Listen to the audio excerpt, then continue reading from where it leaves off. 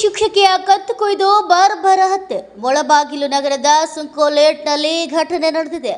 ದೇವಶ್ರೀ ಎಂಬ 43 ವಯಸ್ಸಿನ ಯುವತಿನ ಮನೆಯಲ್ಲೇ ಕೊಲೆ ಮಾಡಲಾಗಿದೆ.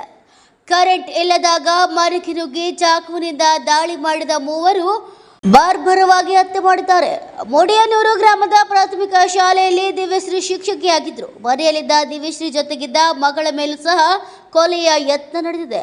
ಮನೆಯೊಳಗಿನ ಕೋಣೆಗೆ ತೆರಳಿ ಬಾಗಿಲು ಹಾಕಿಕೊಂಡು ಜೀವ ಉಳಿಸಿಕೊಂಡಿದ್ದಾಳೆ ಮಗಳು. ಸ್ಥಳಕ್ಕೆ ಮುಳಬಾಗಿಲು ನಗರ ಪೊಲೀಸರು ಭೇಟಿ ನೀಡಿ ಪರಿಶೀಲನೆ ನಡೆಸಿದ್ದಾರೆ. ಕೋಲಾರದಲ್ಲಿ ಕತ್ತು ಕೊಯ್ದು ಶಿಕ್ಷಕಿಯ ಬರ್ಬರ ಹತ್ಯೆಯಾಗಿದ್ದು, 6 ಯುವಕರ ಹಂತಕರ ತಂಡದಿಂದ ಶಿಕ್ಷಕಿ ದಿವ್ಯಶ್ರೀಯ ಕೊಲೆ ಶಂಕೆ ವ್ಯಕ್ತವಾಗಿದೆ. ಕೊಲೆ ಸಮಯ ನಡೆದಲ್ಲಿ 6 ಮಂದಿಯ ಯುವಕರ ತಂಡ ಓಡಾಡಿರುವ ದೃಶ್ಯಗಳು ಸಿಸಿಟಿವಿಯಲ್ಲಿ ಸೆರೆಯಾಗಿದೆ. ವೈಯಕ್ತಿಕ ದ್ವೇಷ ಹಿನ್ನೆಲೆ ಕೊಲೆ ನಡೆದಿರುವ ಶಂಕೆ ವ್ಯಕ್ತವಾಗ್ತಾ ಇದೆ. ನಿನ್ನೆ ಶಿಕ್ಷಕಿ ದಿವ್ಯಶ್ರೀ ಮನೆಗೆ ನುಗ್ಗಿ ಕತ್ತು ಕೊಯ್ದು ಭೀಕರವಾಗಿ ಕೊಲೆ ಮಾಡಿದ್ದಾರೆ. ಹಂತಕರ ಪತ್ತೆಗೆ 2 ವಿಶೇಷ ತಂಡ ರಚಿಸಿರುವ ಕೋಲಾರ ಎಸ್ಪಿ ಬಿ ನಿಖಿಲ್ ಅವರು ಮರಣೋತ್ತರ ಪರೀಕ್ಷೆಗೆ ಶಿಕ್ಷಕಿಯ ಮೃತದೇಹವನ್ನು ಕೋಲಾರ ಜಿಲ್ಲಾಸ್ಪತ್ರೆಗೆ ರವಾನೆ ಮಾಡಲಾಗಿದೆ.